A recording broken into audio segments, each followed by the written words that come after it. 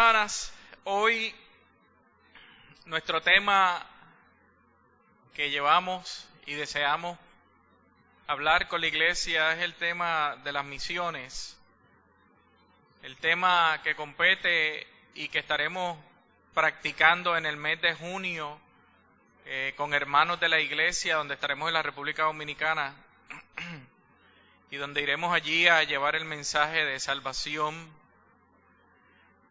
para muchos, y el mensaje de salvación incluye el mensaje educativo, ¿verdad? Donde vamos a educar también, aparte de los hermanos ya cristianos allá, para que puedan empoderarse y puedan seguir hacia adelante.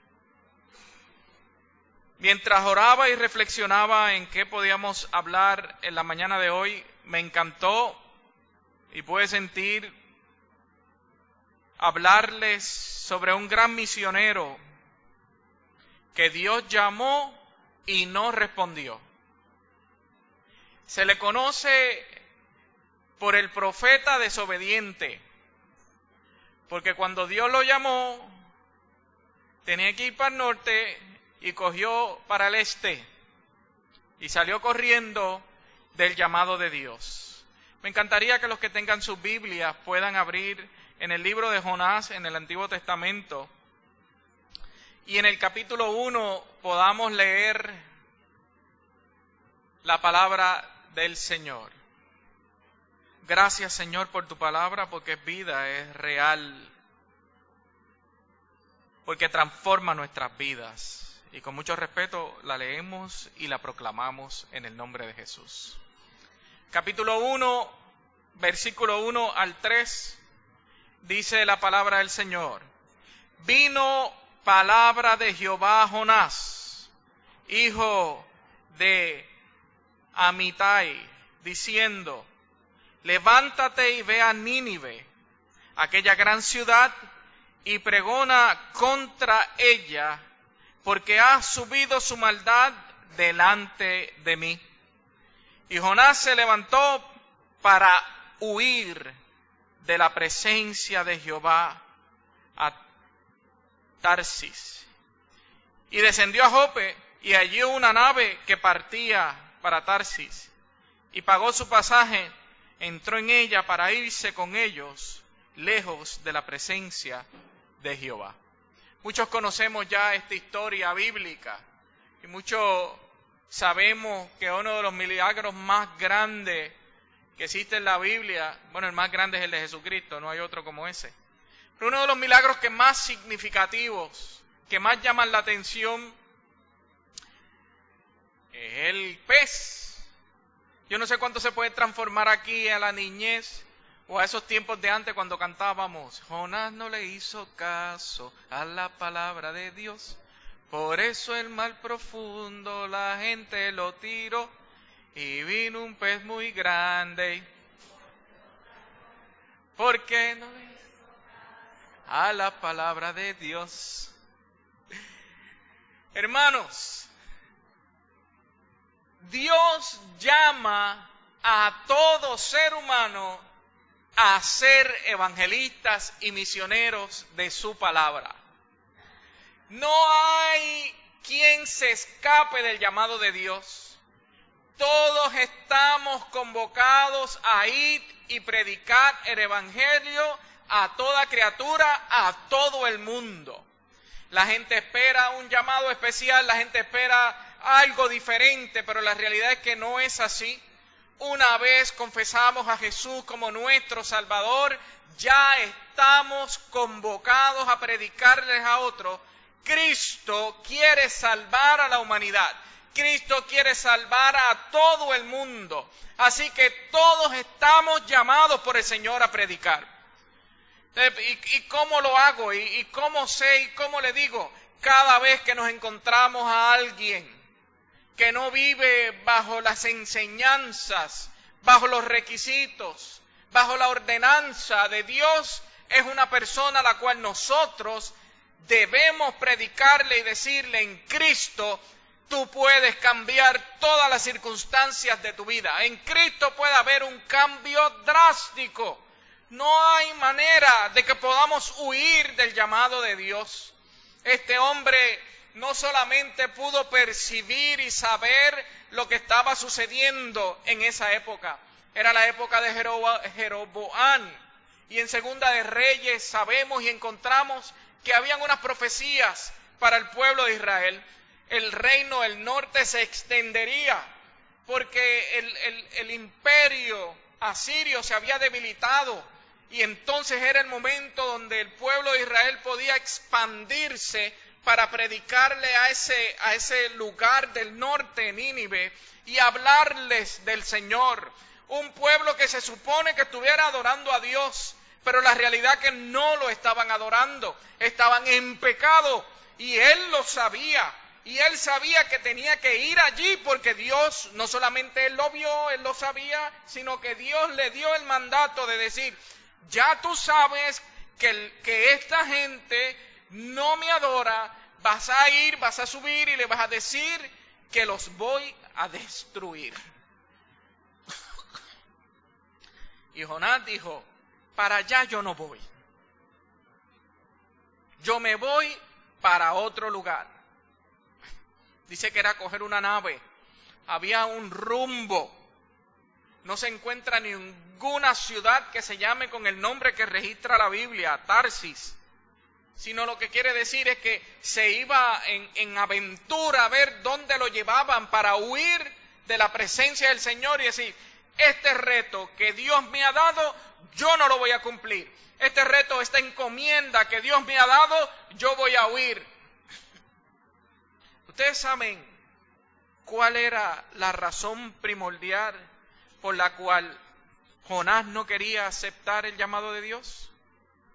En el capítulo 4 del libro de Jonás, versículo 1, dice esto. Pero esto disgustó mucho a Jonás y lo hizo enfurecerse. En la versión que ustedes están leyendo ahí en la pizarra dice, y se enojó, se molestó. Y mira cómo dice, versículo 2. Así que oró al Señor de esta manera. Miren la oración tan interesante que Jonás hace. Oh Señor, ¿no era esto lo que yo decía cuando todavía estaba en mi tierra? Cuando yo estaba en mi tierra, que yo no había aceptado el llamado de ir a predicar. Esto era lo que yo razonaba y esto era lo que yo decía. Por eso me anticipé a huir, pues bien sabías que tú eres un Dios bondadoso y compasivo. Dice, tú eres un Dios clemente y piadoso, tardo en enojarte y grande en misericordia. Tardo para enojarte y grande en misericordia.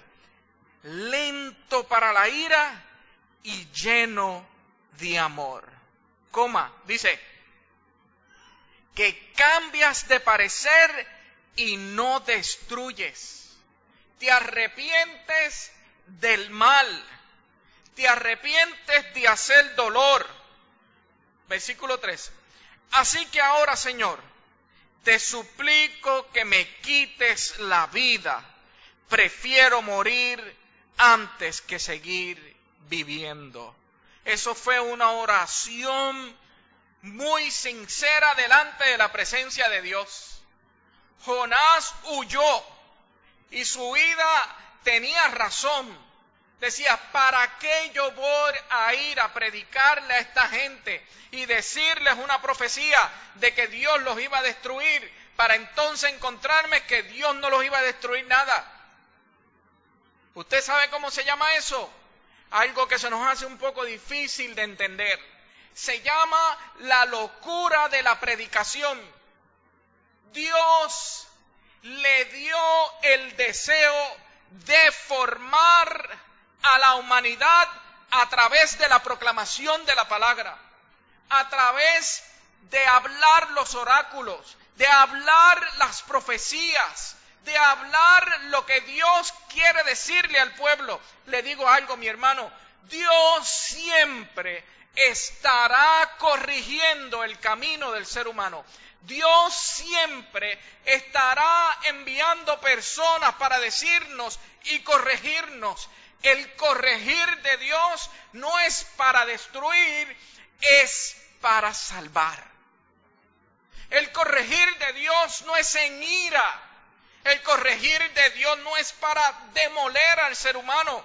El corregir de Dios es en amor para que el cristiano vaya de gloria en gloria, de bendición en bendición. A Jonás no entendía eso. Dijo, tú tienes que ir a aquel pueblo que no me está adorando, que está adorando a otros dioses, que está haciendo lo incorrecto. Y yo quiero que tú le digas a ese pueblo, si ustedes no se arrepienten, los voy a destruir en 40 días. Todos conocen que Jonás no tuvo otra opción que aceptar el llamado del Señor. El Señor lo llevó vía express, lo llevó directo hasta allí para que ellos pudieran predicar el Evangelio del Señor.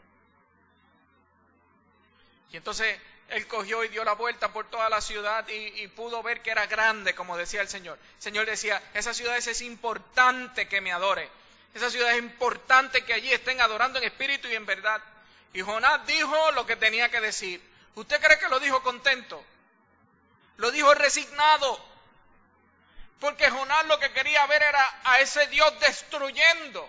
El corazón de Jonás no entendía la misericordia de Dios. El corazón de Jonás lo que quería era ver ese Dios poderoso. No entiende que más poderoso que la ira y el fuego consumidor es el amor de Dios. Es más poderoso que cualquier otra arma que se invente. El amor de Dios destruye toda malicia.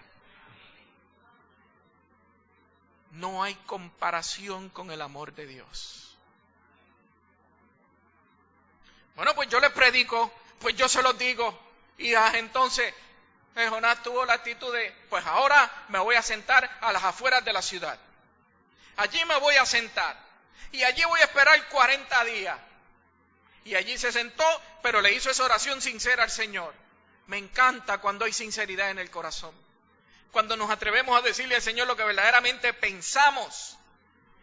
Porque para Dios no es ofensivo, al contrario, es una oportunidad de demostrarnos su amor. Mira cómo dice en el versículo 4. Dios le hace una pregunta. ¿Tienes razón de enfurecerte tanto?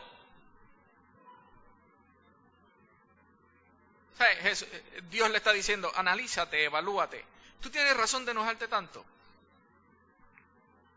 Versículo 5.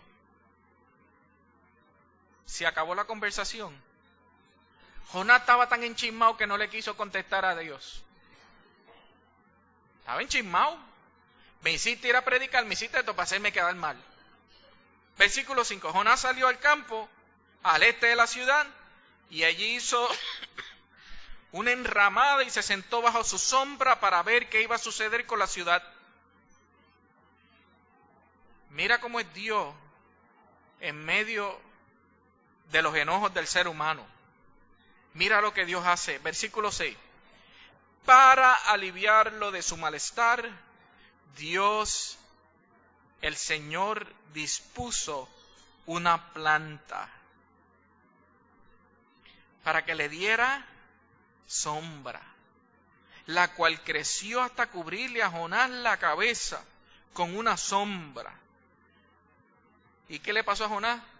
Se alegró mucho porque Dios le proveyó lo que necesitaba en ese momento. Dios se lo dio. Se acostó a dormir muy contento porque yo tenía lo que necesitaba para ver en primera fila lo que Dios iba a hacer con el pueblo de Nínive. Versículo 7. Pero al amanecer del día siguiente, Dios dispuso un gusano que la matara y la planta se marchitó. La provisión de Dios le duró un día. Un día. nada más. Al salir el sol, Dios le dio otra provisión. Dios puso un viento del oriente abrasador. ¿Y usted sabe qué pasó? El sol hería la cabeza de Jonás, de modo que éste desfallecía. Era tanta la calor, era tanto el sol dándole que se estaba desmayando, sé que se estaba muriendo. Y Jonás le contesta: ¡qué deseo de morir! Prefiero morir que seguir viviendo. Y ahora, cuando ya estaba cocinadito, ya estaba doradito completo, que ya estaba listo para comerse y entender, entonces Dios le vuelve a hablar.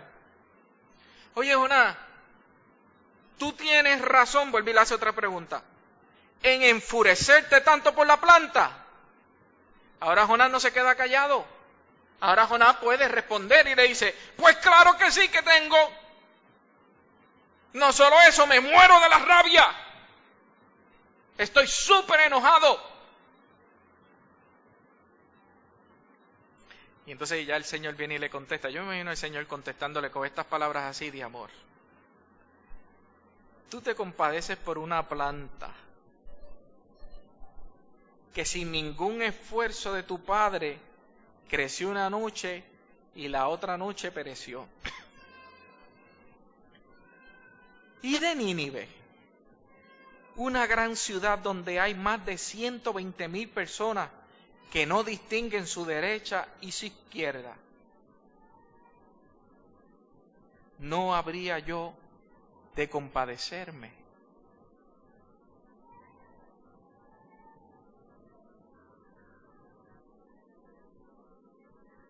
Jonás veía un pecado en aquella ciudad que él no podía comprender, que él no entendía, y pensaba que no había perdón de Dios.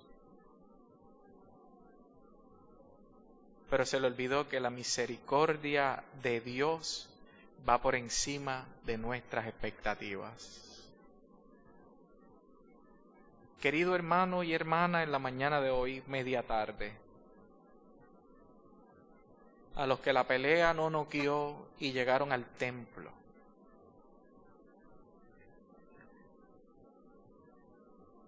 cuando usted identifica a alguien que está en gran necesidad de pecado, vaya y háblele. Porque Dios tiene misericordia de toda la humanidad. Si usted le coge miedo y se va para el este, el Señor otra vez lo llevará, utilizará una ballena, utilizará un tren, utilizará un auto y nuevamente lo llevará a enfrentarse al pecado de nuestro hermano.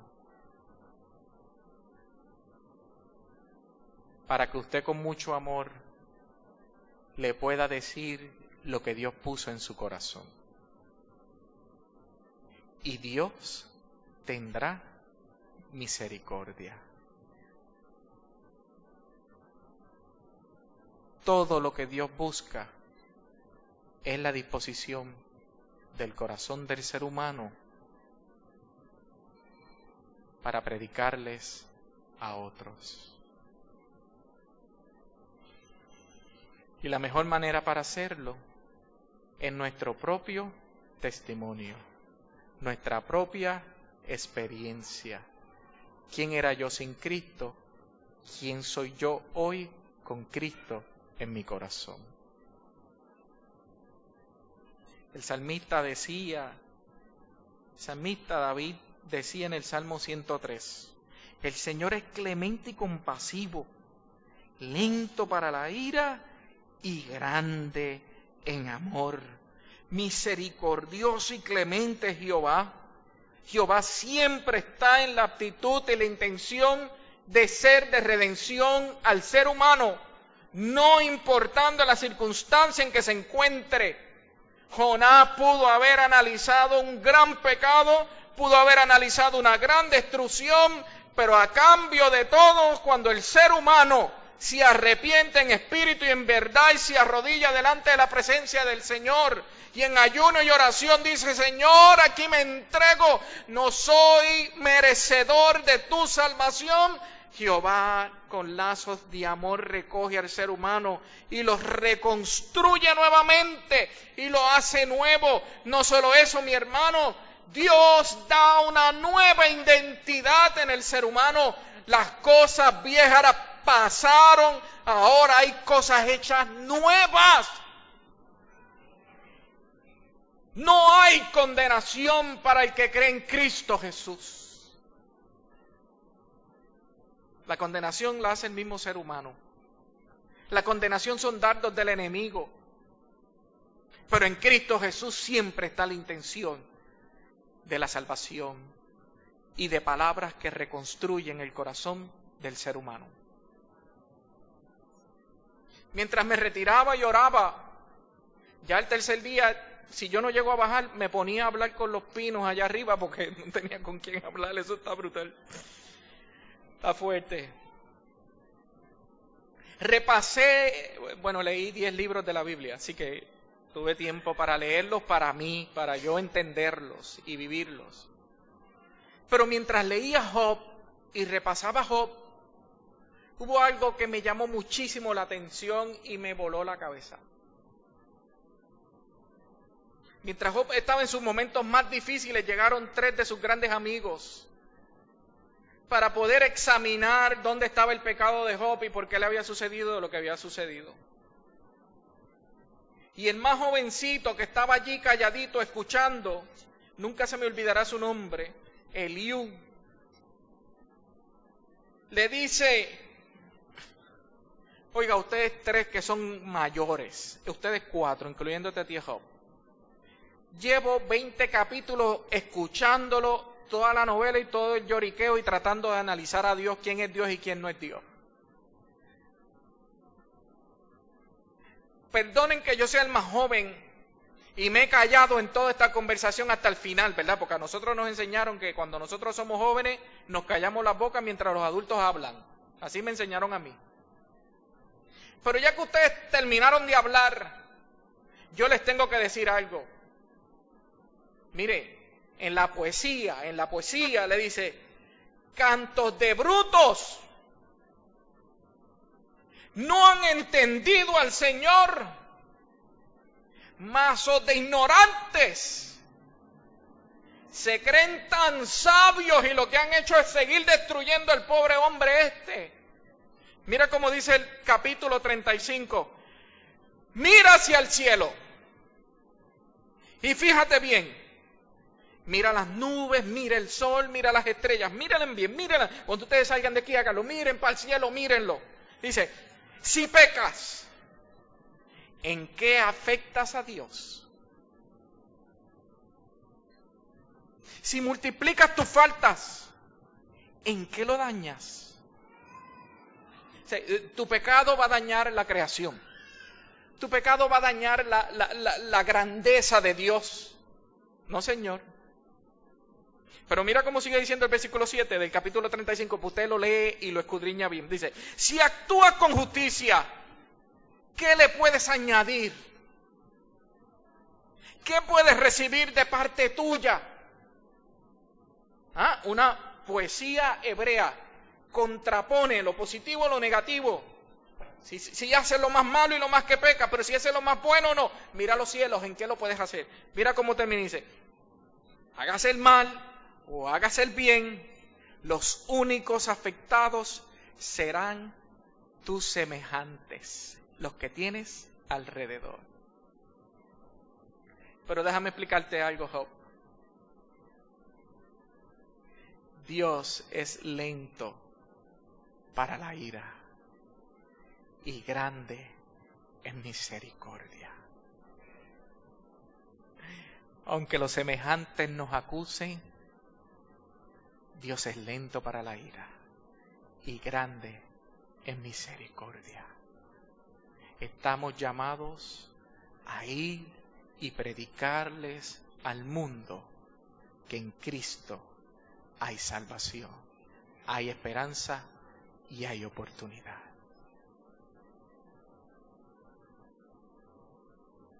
Gracias, Señor.